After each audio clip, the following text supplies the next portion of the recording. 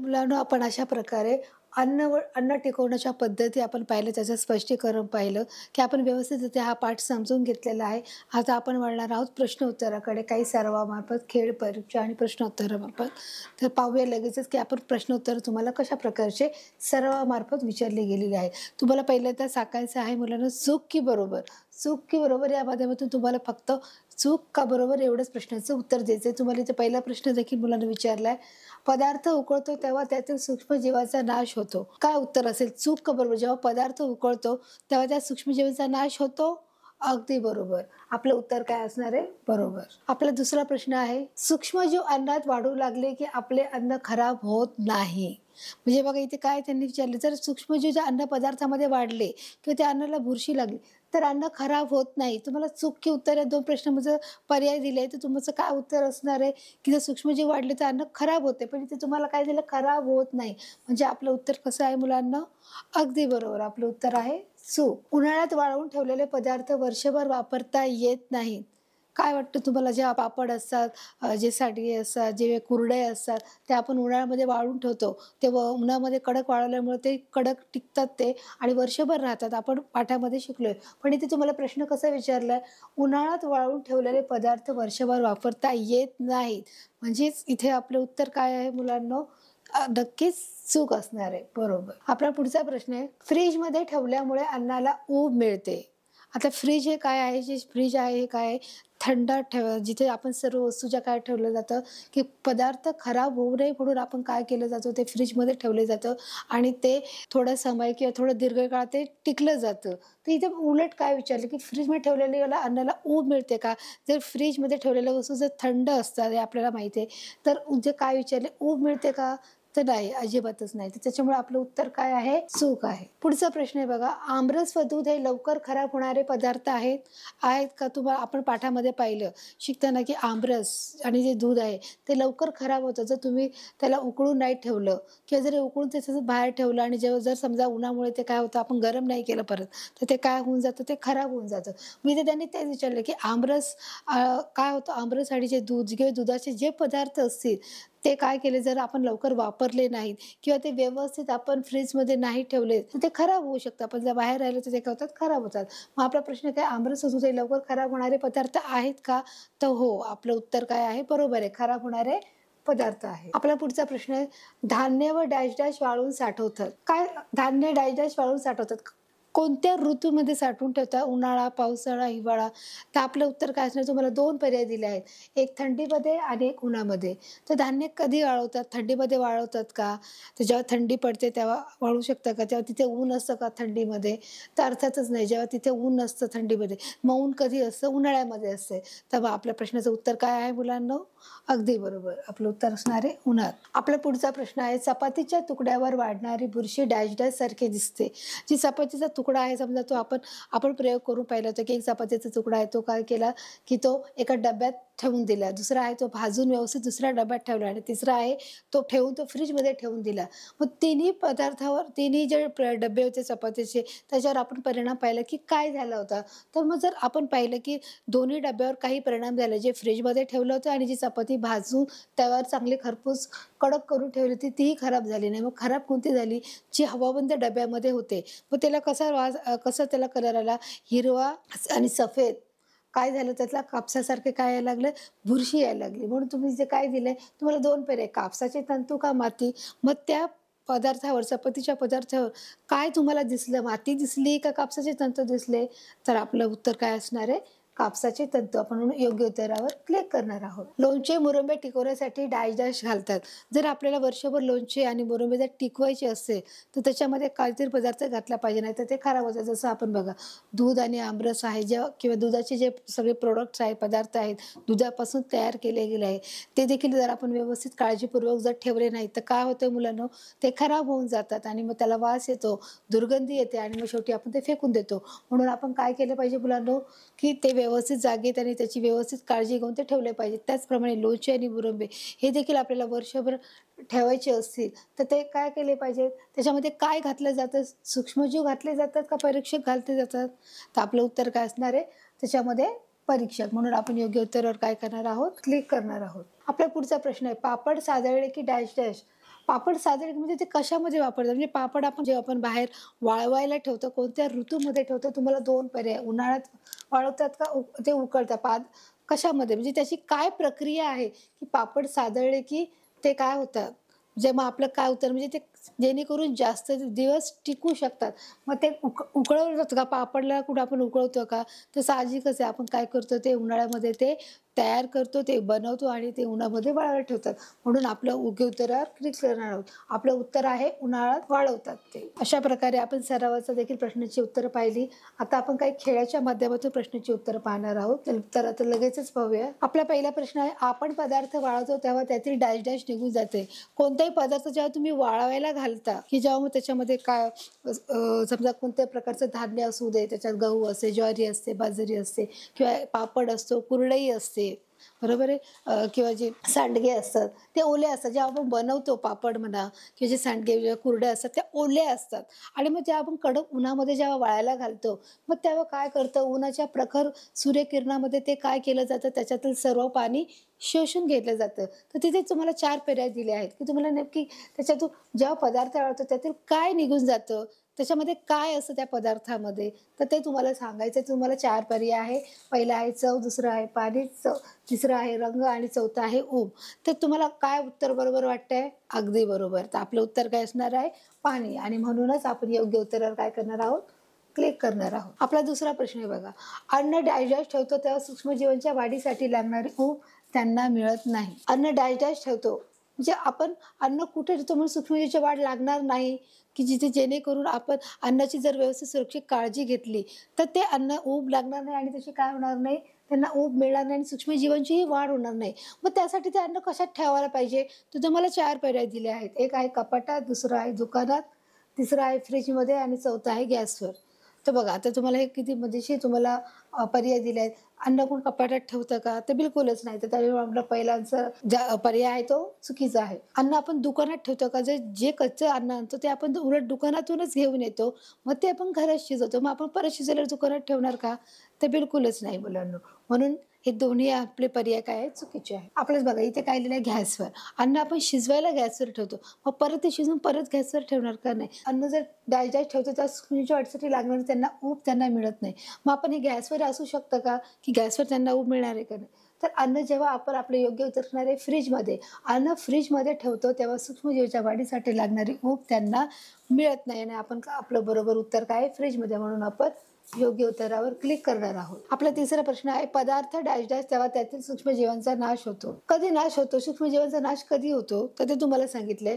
तुम्हाला 4 पर्याय दिले, की पदार्थांचा डॅश डॅश येथील सूक्ष्मजीवांचा नाश होतो. काय केल्याने नाश होतो? तर डब्यात ठेवल्यामुळे नाश होतो, थंड करतो तेव्हा का, उकळतो तेव्हा का, पाण्यात टाकतो तेव्हा? तर काय तुम्हाला त्याचं 4 पर्याय आहेत. त्या 4 पर्यायातील एक जे उत्तर आहे ते बरोबर आहे. पुन्हा एकदा वाचते, डब्यात ठेवतो, थंड करतो, उकळतो का पाण्यात टाकतो? तर पदार्थ जेव्हा आपण उकळतो काय होतं त्याच्यातील सूक्ष्मजीवांचा नाश होतो. जसं एखाद्या पाण्याच्या दिवसामध्ये जेव्हा पाणी खराब येतं मग आपण काय करतो ते पाणी उकळून गाळून पितो. त्यामुळेच काय होतं सूक्ष्मजीवांचा नाश होतो आणि म्हणून आपलं उत्तर काय असणार आहे? उकळतो. आणि म्हणून आपण योग्य उत्तरावर क्लिक करणार आहोत. आपला चौथा प्रश्न आहे बघा मुलांनो, अन्नपदार्थ टिकवण्यासाठी त्यातील डॅश डॅशचा नाश करावा लागतो.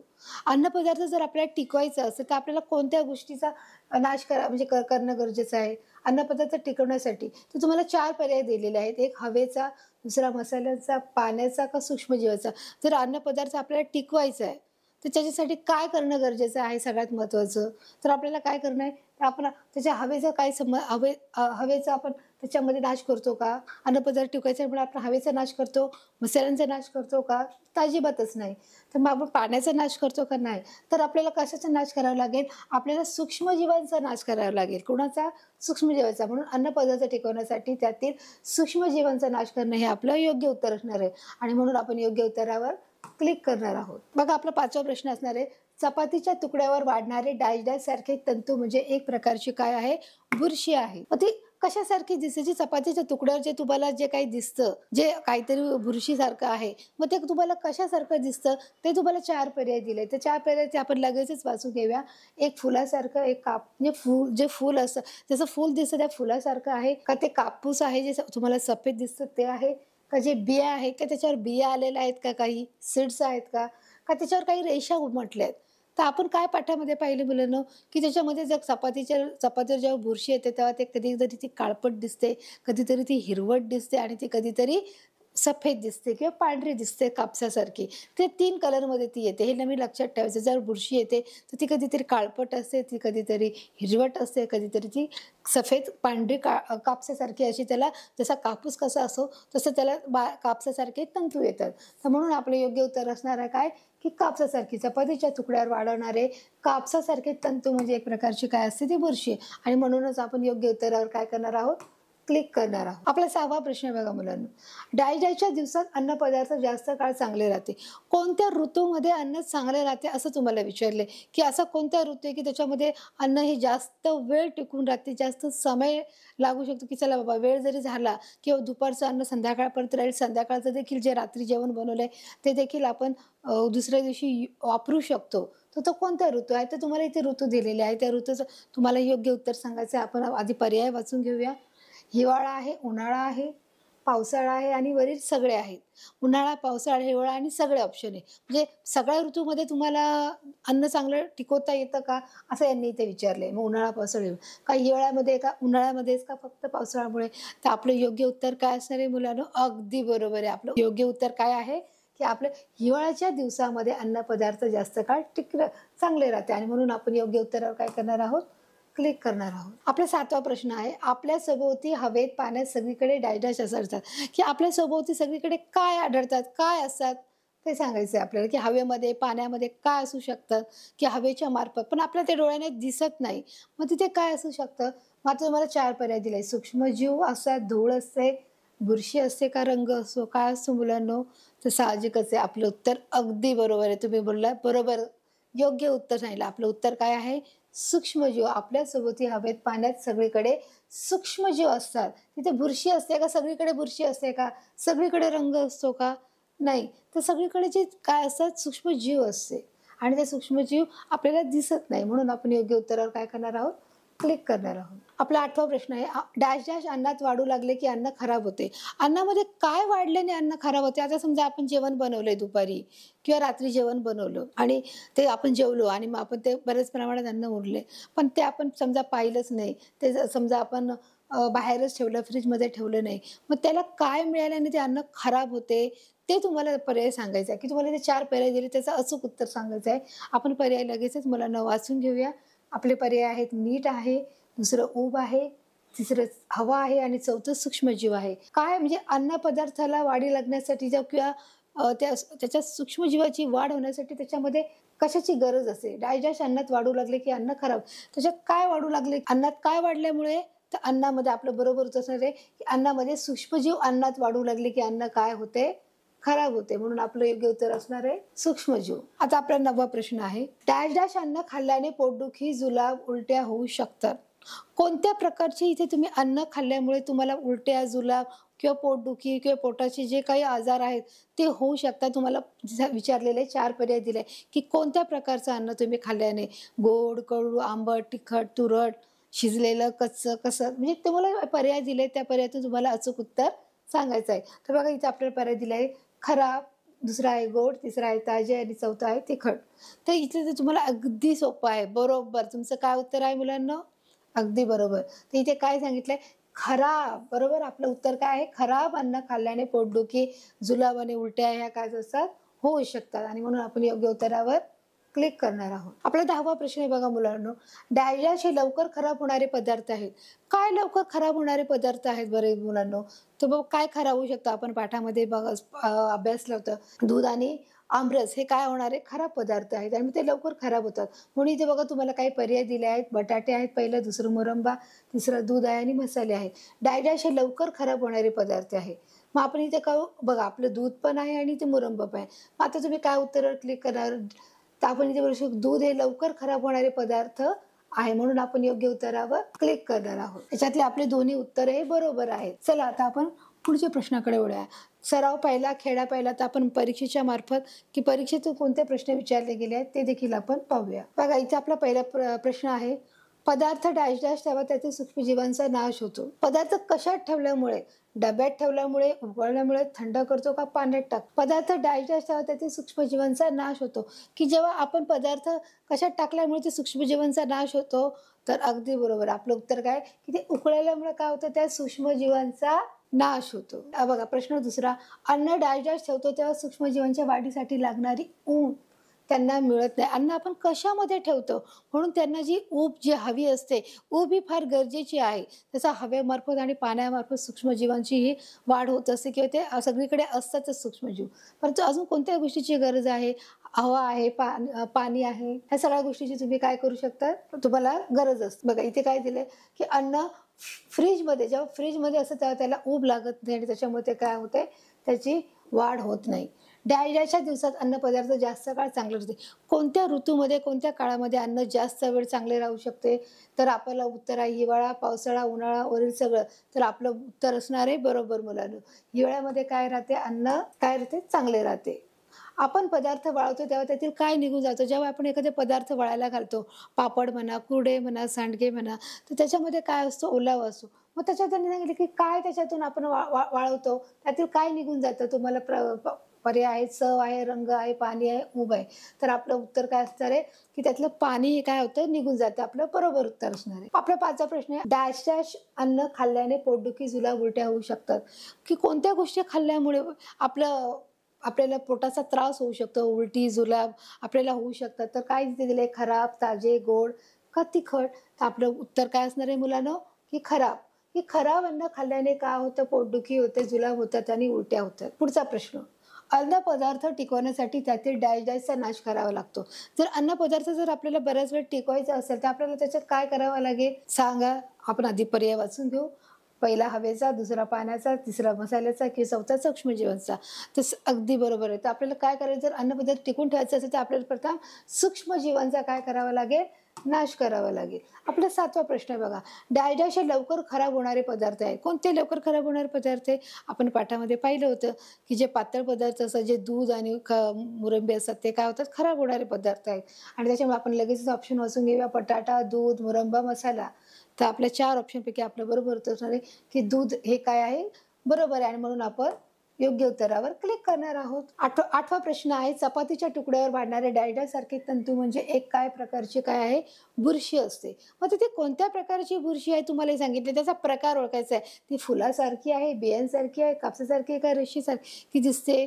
तर अगदी बरोबर. आपलं काय उत्तर आहे, ती कापसासारखी दिसते. मी सांगितलं ना मगाशी की ज्याच्यावर काय असतात, 3 कलर असतात. कोणते, हिरवा असतो, काळा असतो किंवा कापसासारखा सफेदही असतो. त्याच्यामुळे मग त्यांनी काय सांगितलं, आपलं बरोबर उत्तर काय असणार आहे, की ती कापसासारखी तंतू तिथे त्याच्यात आढळून येतात.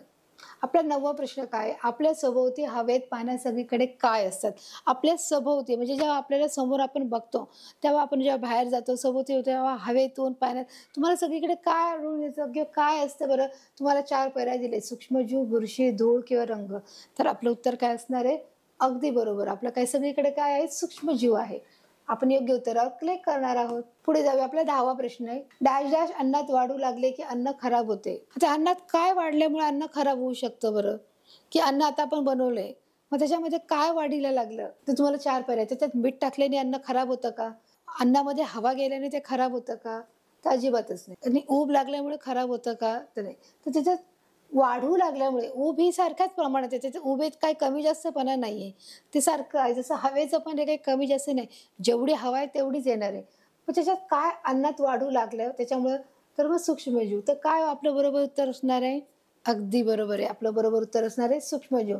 तर बघा, सूक्ष्मजीव अन्नात वाढू लागले की अन्न काय होतं, खराब होतं. बघा आपला एकूण प्रश्न 10, सोडवले प्रश्न 10, बरोबर उत्तरे 10, चुकलेली उत्तरं एकही नाही. म्हणून आता आपण प्रश्न उत्तराकडे पाहणार आहोत. की प्रश्न उत्तरातून जे लघुत्तरी आणि दीर्घोत्तरी जे प्रश्न विचारले गेले, ते कोणते प्रश्न विचारले गेले आहेत, लघुत्तरीत कोणते प्रश्न आहे आणि दीर्घोत्तरीत कोणते प्रश्न आहे, ते देखील आपण पाहणार आहोत. बघा, पहिला प्रश्न आहे, अन्न कोणकोणत्या पद्धतीने टिकवले जाते? म्हणजे तुम्हाला इथे अन्न टिकवण्याच्या पद्धती विचारलेल्या आहेत, की अन्न कोणत्या प्रकारे टिकवलं जातं. मग आपण ते पाठामध्ये पाहिलं आहे. अन्न वाळवंट आपण जेव्हा त्याला ऊन देतो, ते वाळवतो, तेव्हा ते ते ते गार करून थंड केलं जातं. ते थंड ठिकाणी ठेवलं जातं. बरोबर आहे? त्याप्रमाणे आपण असं पहिलं उकळवणं. उकळवण्याच्या माध्यमातून पण देखील केलं जातं. त्याच्यात परीक्षकाच्या माध्यमातून देखील ते वर्षभर टिकवलं जातं. जसं मुरंबे आणि लोणची याच्यामध्ये देखील ते परीक्षेकडे टाकली जातात. त्याच्यामुळे देखील ते वर्षभर टिकवलं जातं. मग अशा ज्या वाळवण्याच्या ज्या पद्धती आहे, जे अन्न टिकवण्याच्या पद्धती आहे, वाळवणे आहे, थंड करणे आहे, उकळवणे आहे. उकळून देखील आपण सूक्ष्मजीवाचा नाश करून ते जास्त काळ ठेवलं जातं. वाळवणं म्हणजे आपण पाहिलंच आहे. हवाबंद डब्यात ठेवणं. हवाबंद डब्यात ठेवणं म्हणजे काय आहे मुलांनो, की बघा जसं आम्ही सांगितलं, की ते चपातीचा तुकडा चांगला भाजून तो हवाबंद डब्यात ठेवला तरी तो काय होतो, दीर्घकाळ राहण्यास मदत होते. अशा प्रकारे या अन्न वाळवण्याच्या 5 पद्धती आहेत. परत एकदा आपण लगेच पटकन वाचून घेऊया. वाळवणे आहे, थंड करणे आहे, उकळवणे आहे, हवाबंद डब्यात करणे आहे आणि परिरक्षक वापरणे आहे. या सर्वांचा आपण काय केलेला आहे, अभ्यास आपण केलेला आहे अन्न टिकवण्याच्या पद्धतीमध्ये. आपला पुढचा प्रश्न बघूया. खराब झालेले अन्न आपण खाण्याचे का टाळतो? काय तुम्हाला वाटतं? खराब जर आपण अन्न असेल, जे अन्न खराब झालं आहे, ज्याला दुर्गंधी येत आहे, तर ते आपण जर खाल्लं तर काय होऊ शकतो, की आपल्याला पोटदुखी होऊ शकते, आपल्याला जुलाब, उलट्याचा त्रास होऊ शकतो की नाही? त्याच्यामुळे मग आपण ते खराब अन्न खाण्याचं टाळलं पाहिजे. बघा इथे काय, खराब झालेलं अन्न खाल्ल्याने पोटदुखी, जुलाब आणि उलट्या होऊ शकतात आणि त्यासारखे अन्न खाण्यासाठी आपण काय केलं पाहिजे? टाळलं पाहिजे. अशा प्रसंगी आपल्याला डॉक्टरकडे जावं लागेल आणि शेवटी आपल्याला आजार देखील होऊ शकतो आणि आपल्याला मग काय करावं लागेल? त्या आजाराला सामोरं जावं लागेल. त्यामुळे ते जर आपल्याला टाळायचं असेल, तर आपण खराब अन्न खाणं हे टाळलं पाहिजे मुलांनो.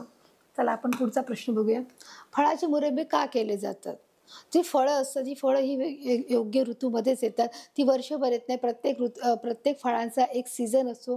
प्रत्येक फळाचा एक ऋतू असतो. त्या ऋतूमध्येच ती फळं येतात. जसं आता उदाहरणार्थ जर आंबा असेल, तर आंबा हा उन्हाळ्यामध्ये येणार आणि उन्हाळ्यामध्ये हा आंबा आल्यामुळे त्याची चव आपल्याला वर्षभर टिकवता आली पाहिजे. त्याचा आस्वाद आपल्याला वर्षभर घेता आला पाहिजे आणि म्हणून ते जसे आंबे आहे, त्याचा मुरंबा केला जातो. जसे ते आवळे आहेत, त्याचं देखील जे बनवलं जातं प्रकार, तर त्या अशा प्रकारे काय केलं जातं, कैरीचं पन्हं असतं ते देखील करून ठेवलं जातं. जसं मँगोचा ज्यूस आहे, आंब्याचा जो रस आहे, तो देखील काढून ठेवला जातो आणि तो वर्षभर वापरला जातो. म्हणूनच मग त्याचा आपल्याला वर्षभर आस्वाद घेता आला पाहिजे. ती वर्षभर टिकवली की कशी जातात आणि त्याचा आस्वाद घेण्यासाठी आपल्याला ते मुरंबे तयार केले जातात. वेगवेगळ्या ऋतूत वेगवेगळे फळे मिळतात. त्याचा आस्वाद वर्षभर घेता यावा म्हणून फळांचे काय केले जातात, मुरंबे केले जातात. म्हणजे ते आस्वाद आपल्याला वर्षभर मिळता आला पाहिजे. मी मगाशीच सांगितलं, वेगवेगळ्या ऋतूमध्ये वेगवेगळे फळं येतात. मग ती फळं आपल्याला वर्षभर खाता यावी. जर आंबा आहे, हा आंबा खाता येणार नाही वर्षभर. तो वर्षभर टिकेल का? नाही. मग आपल्याला ते काय करावं लागेल, ते मुरंब्याच्या साहाय्याने किंवा मुरंबा असेल तर ते आपण त्याचा आस्वाद त्या फळाचा घेऊ शकतो. जर आपण त्याचा पल्प काढून जर आपण त्याचा ज्यूस केला, तर आपण म्हणू की मँगो, त्याचा देखील आपल्याला ज्यूस मिळतो आणि म्हणून मग आपण देखील ज्यूसच्या माध्यमातून देखील आपण फळाचा रस खाऊ शकतो. मग अशा प्रकारे जे काही फळाचे जे मोसम आहे, त्या मोसमामध्ये त्याचा त्या गोष्टीवर, त्या फळांवर प्रक्रिया करून ते वर्षभर टिकवले जातात आणि ते वर्षभर देखील त्याचा आस्वाद घेता येतो. आपण पुढचा प्रश्न पाहू. परिरक्षकाचा वापर कशासाठी करतात? तर बघा, परिरक्षकाचा वापर कशासाठी करतात? परिरक्षकाचा वापर हा लोणचे आणि मुरंबे याच्यामध्ये टाकण्यासाठी करतात. लोणचे आणि मुरंब्यामध्ये जर टाकले, तर ते लोणचे आणि मुरंबे वर्षभर टिकले जातात. त्याच्यामध्ये खराब होत नाही, त्याच्यामध्ये ते दुर्गंधी येत नाही, वास येत नाही आणि ते दीर्घकाळ ते टिकले जातात आणि ते टिकले जावे म्हणून परिरक्षकांचा वापर लोणचे आणि मुरंबे यासाठी करण्यात येतो. परिरक्षकाचा वापर लोणचे मुरंबे टिकवण्यासाठी करतात. आपण आता मगाशीच सांगितलं. मसाल्याचे विविध पदार्थ कोणते व ते वनस्पतीचा कोणता भाग आहे? मसाल्याची विविध पद्धती म्हणजे बघा, आपण जेव्हा म्हणजे आई जेव्हा स्वयंपाक करत असते, त्या स्वयंपाकघरामध्ये बरेच प्रकारचे मसाले टाकते. असं होतं का चला 1-2च टाकले, असं होत नाही. आपल्या भारतीय संस्कृतीमध्ये अनेक प्रकारे मसाल्याचे जे विविध प्रकार आहेत, जसं मी तुम्हाला पाठ शिकवताना सांगितलं, की मसाल्यासाठी भारत हा देश देखील हा प्रचंड म्हणजे विस्तारलेला होता आणि ते मसाल्याच्या व्यापारासाठी ब्रिटिश सरकार तिथून आपल्या भारतामध्ये काय करायचे, मसाल्याच्या व्यापारासाठी यायचे, जेणेकरून ते भारतातून मसाले घेऊन ते पुन्हा त्यांनी ब्रिटिशमध्ये इंग्लंडला, अमेरिकेला ते निघून जायचे. म्हणजे इतका तो आपला मसाल्याचा पदार्थ आपल्या भारतामध्ये तो स्थित होता. मग आता मी सांगितलं की मसाल्या हे काय आहे, मसाल्याचे विविध पदार्थ कोणते आहेत? मग मसाल्याचे विविध कोणते आहेत? ते लवंग आहे, मिरी आहे, दालचिनी आहे, तेजपान आहे, बरोबर जायफळ आहे, हे सर्व पदार्थ आहे. बघा, हळद आहे, बघा आपण परत एकदा मसाले आणि त्याचे मग त्याचे जे मूळ पदार्थ म्हणजे तो मूळ पदार्थ कशापासून बनलाय ते तुम्हाला सांगायचं आहे, की जर समजा आता मसाला हळद आहे, तर तो मूळ काय आहे त्याचं? जर मिरी आहे, तर त्याचं मूळ काय आहे? ते खोड आहे, पान आहे, वनस्पती आहे किंवा ते काय झाड आहे, तर ते तुम्हाला ते सांगायचं आहे. बघा इथे मसाले काय सांगितलेले आहेत? हळद आहे, तर हळदचं मूळ काय आहे? ते मूळ आहे. म्हणजे जे मुळाच्या जे झाड आहे, त्या झाडाच्या खाली काय असतं? ती हळद असते. जे आपण जे मुळामध्ये असते, ती म्हणजे मूळ म्हणजे ते खाली असतं झाडाच्या खाली. आता हे लवंग आहे. हे लवंगाचं काय? हे एक प्रकारचं हे पण काय आहे? फळ आहे. ते फळामुळे काय होतं, की जे फळाचंच लवंग मिळतं. म्हणजे जे एक प्रकारचं फळ आहे, त्याच्यापासून आपल्याला लवंग मिळतं. ही जी मिरी आहे, मिरीचं पण देखील काय आहे? फळ आहे. तेजपानाचा काय आहे बघा? पत्ता आहे. तेजपानाचा काय आहे? जसं तेजपान आपण जसं तो वापरतो, आपण भाताच्या फोडणीसाठी टाकतो. आपण जे काही नॉन-व्हेज पदार्थ केले असेल, मांसाहारी पदार्थ केला असेल, त्याच्यामध्ये तो टाकला जातो. तो नुसताच टाकला जातो का? नाही. तर त्याला पण एक काहीतरी कारण आहे, की त्याचा जो स्मेल येतो, त्याचा जो वास येतो, तो अतिशय उत्तम असतो आणि ते देखील आपल्या आरोग्याला चांगले असतात. म्हणजे हर एक प्रकारचे जे मसाले आहेत, ते आपल्या आरोग्याच्या दृष्टीने हे उत्तम असतात. फक्त त्याचं प्रमाण आपल्याला माहिती असणं हे गरजेचं आहे मुलांनो. आता बघा इथे काय दिलंय? दालचिनी. दालचिनी हे काय आहे? खोड आहे. हे देखील काय आहे? जमिनीच्या आतमध्ये आहे. जायफळ काय आहे?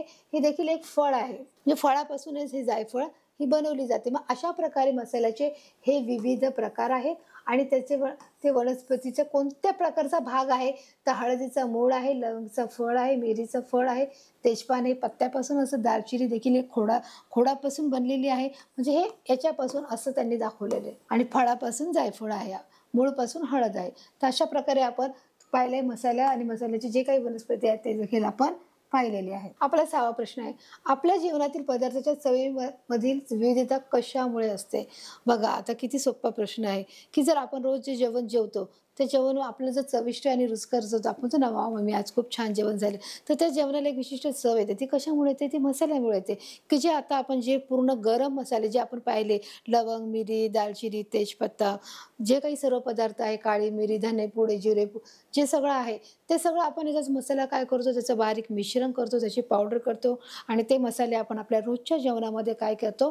ते टाकत असतो आणि त्या सर्व पदार्थ जे असतात, जे आपले त्याला सगळं त्या मिळून तो मसाला तयार होतो. तो मसाला आपण जर आपल्या जेवणाच्या पदार्थात टाकला, तर त्या जेवणाला एक चांगली चव येते आणि जेवण अगदी रुचकर बनतं आणि म्हणूनच त्यांनी सांगितलं, की आपल्या जेवणामध्ये कशामुळे चव येते? त्या मसाल्यामुळे येते. उत्तर काय आहे? आपल्या जेवणातील पदार्थाच्या चवीमधील विविधता ही मसाल्यामुळे येते, की प्रत्येक पदार्थ जर वेगळा बनवला, तर त्याची सगळ्यांची चव सारखी असते का?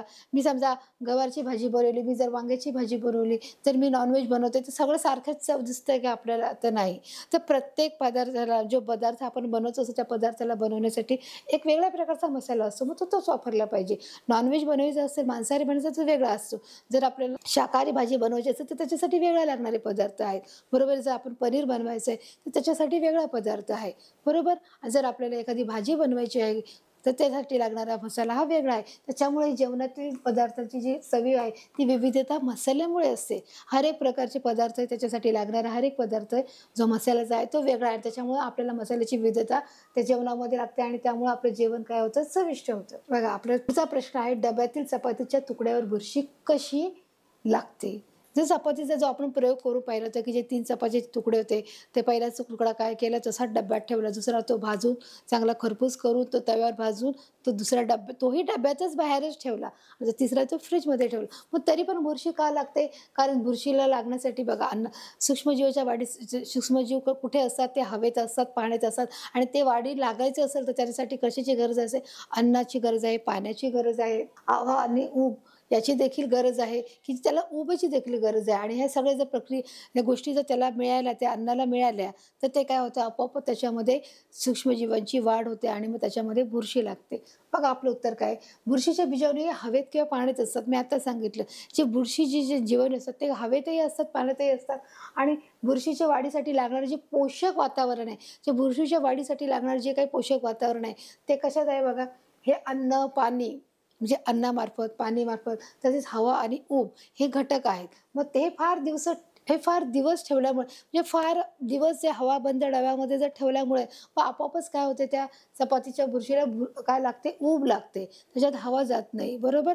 मग ते आपोआप तो पदार्थ कसा होतो त्याच्यात जे ठेवलेला आहे तो काय होतो त्याला गरमपणा लागतो, ऊब लागते आणि ते उबेने काय होतं ते त्याला फंगल्स यायला त्याला बुरशी यायला सुरुवात होते. आणि मग अशा प्रकारे काय होतं त्या चपातीच्या तुकड्यावर बुरशी लागते आणि म्हणूनच डब्यावर चपातीच्या तुकड्यावर बुरशी लागते. मेन घटक काय आहे की बुरशीचे बीजाणू कुठे असतात हवेत आणि पाण्यात असतात. परंतु त्याचे पोषक जे वातावरण आहे त्याच्यासाठी काय लागतंय अन्न, पाणी, हवा आणि काय लागते ऊब लागते. अन्न, हवा, पाणी आणि ऊब लागल्यामुळे काय होतं ते बरेच दिवस तसेच तिथे त्या चपातीच्या डब्याचं अन्न जर त्याच्यावर असेल तर त्याच्यावर काय लागते बुरशी लागण्याचं म्हणजे लागू शकते. आणि म्हणूनच जर आपल्याला त्या गोष्टी टाळायच्या असेल तर आपण काय केलं पाहिजे अन्न सुरक्षित ठेवणं गरजेचं आहे.